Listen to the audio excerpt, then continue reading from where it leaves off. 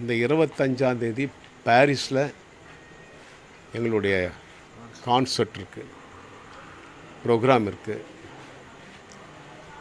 அப்போது பாரிஸ் மக்களுக்கு நான் சொல்லிட்டேன், என் தம்பி இப்படி இருக்கும்போது இப்படி விட்டுட்டு நான் அங்கே வந்து என்ன பாட்டு பாட போகிறேன், என்ன பாட்டு நான் வந்து பாட முடியும், இப்படி ஒரு நிலைமை வந்து யாருக்குமே வரக்கூடாது.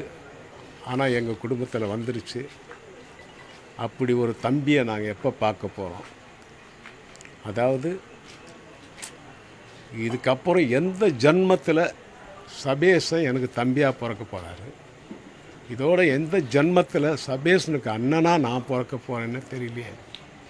அதனால் இந்த நேரத்தில் வந்து பாரிஸ் மக்கள் வந்து நல்லா அவங்க வந்து தேவண்ணா நீங்கள் வராதிங்க, இப்படி ஒரு நிலைமை வரக்கூடாது, அப்படி வந்துருச்சு, அடுத்த வருஷம் கூட நாங்கள் உங்கள் ப்ரோக்ராம் வச்சுக்கிறோன்னு சொன்னது எனக்கு ரொம்ப ஆறுதலாக இருக்குது.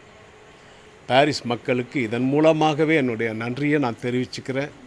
என் நிலைமை உங்களுக்கு சொல்லிட்டேன், அதனால் வர முடியல. நேற்றே அவங்க கச்சேரி ப்ரோக்ராம் நடத்துகிறவங்க பரவாயில்ல, நீங்கள் பொறுமையாக வாங்க எல்லாம் முடிச்சுட்டுன்னு சொல்லியிருக்காங்க. இந்த நேரத்தில் நாளைக்கு என் தம்பி சபேஷனை வந்து ஒரு 4:30 மணிக்கு இங்கேருந்து எடுக்கலான்னு முடிவு பண்ணியிருக்கோம். ரொம்ப வருத்தத்தோடு எங்கள் குடும்பத்தின் சார்பாக, நாங்கள் எல்லார் சார்பாகவும் நான் வந்து என் வருத்தத்தை தெரிவிச்சுக்கிறேன். வணக்கம். வணக்கம்.